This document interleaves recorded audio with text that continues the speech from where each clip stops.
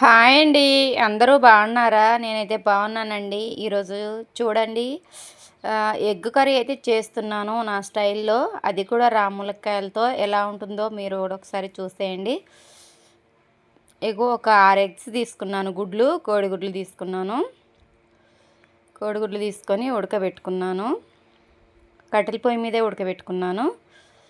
ఇంకా రాములకాయలు అన్నాను కదా, లాస్ట్కి వచ్చినాయండి రాములకాయలు అయితే. అప్పుడప్పుడు చూపిస్తున్నాను కదా పచ్చడి చేసి కూరలో వేస్తూ, అవేనండి లాస్ట్కి వచ్చాయి. చెట్టు అయితే చనిపోవడానికి వచ్చింది. ఇవేనండి శుభ్రంగా కడుక్కొని కట్ చేసుకున్నాను. రాములకాయలు, పచ్చిమిరపకాయలు, ఉల్లిగడ్డ ముక్కలు.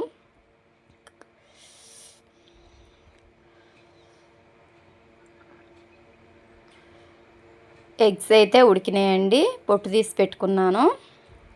ఎగ్స్ని 6 ఎగ్స్ తీసుకున్నాను, మేము ముగ్గురం ఉన్నాం కాబట్టి. చాలా అంటే చాలా టేస్ట్గా ఉంటుంది, చూసేయండి మీరే. నా స్టైల్లో ఒకసారి ట్రై చేయండి. మళ్ళీ కట్టెల పొయ్యి మీదనే చేస్తున్నానండి కూర. సరిపోయినంత ఆయిల్ పోసుకొని, పోపులోకి నేను జీలకర్ర ఎల్లిపాయ మాత్రం వేస్తానని చెప్తాను కదా ప్రతిసారి. అంతేనండి, నాకెందుకో వెల్లుల్లిపాయ వాసన అంటే చాలా ఇష్టం. హెల్త్కి కూడా మంచిది అది, అందుకనేసి నేను జీలకర్ర వెల్లుల్లి వేసుకున్నాను పోపులోకి. ఆ తర్వాత కట్ చేసి పెట్టుకున్న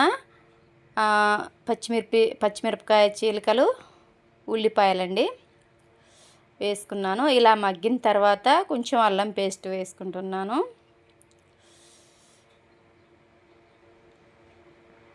అల్లం పేస్ట్ మంచిగా పచ్చివాసన పోయేంత వరకు వేయించుకోవాలండి. కొంచెం టైం పట్టుద్ది, కట్టెల పొయ్యి కదా, కట్టెలు మండకపోవడం వల్ల కొంచెం లేట్ అవుతుంది. ఎంతైనా ఒక 1 అవర్లో చేసే కూరనైతే నేను ఒక 5 నిమిషాల్లోనే చూపిస్తున్నాను.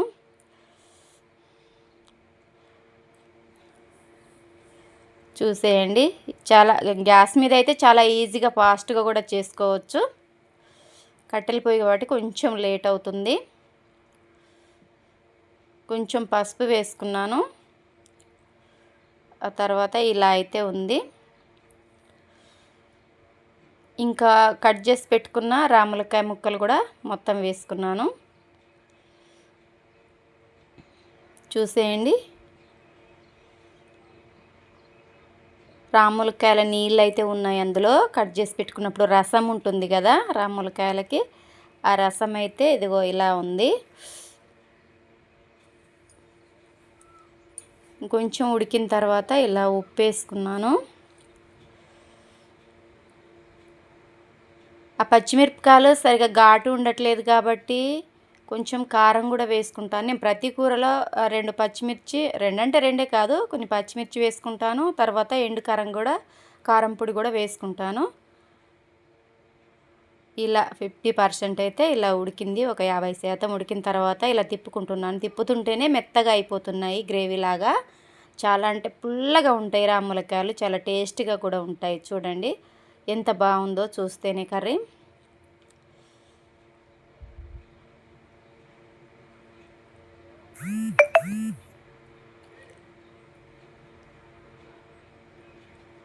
ఇలా మెత్తగా రుద్దేశాను. తిప్పుతుంటేనే మంచిగా గుజ్జులాగా, గ్రేవీలాగా ఇలా అయినాయండి రాములకాయలు మొత్తము. చూడండి ఎంత బాగుందో అసలు. ఇలాంటిది ఇంకా చపాతీలోకి అయితే కర్రీ చాలా బాగుంటుందండి. ఇంకా ఉడకబెట్టుకొని పొట్టు తీసుకున్న గుడ్లు కూడా వేసుకున్నాను.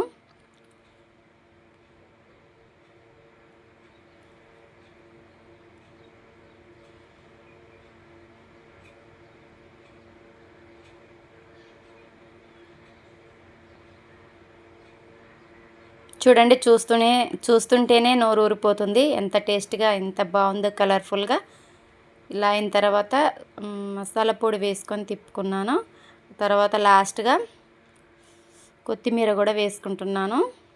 కొత్తిమీర అయితే ఫ్రెష్గా దొరకదండి ఇక్కడ, కాబట్టి కొంచెం నిన్న తీసుకొచ్చిందే ఉంది, కొంచెం వాడిపోయినట్టుగా ఉంది, అందుకనేసి అది సరిగా కనిపించట్లేదు. గ్రీన్గా లేదు, కొంచెం నల్లగా అయిపోయింది ఫ్రిడ్జ్లో ఉంచితే.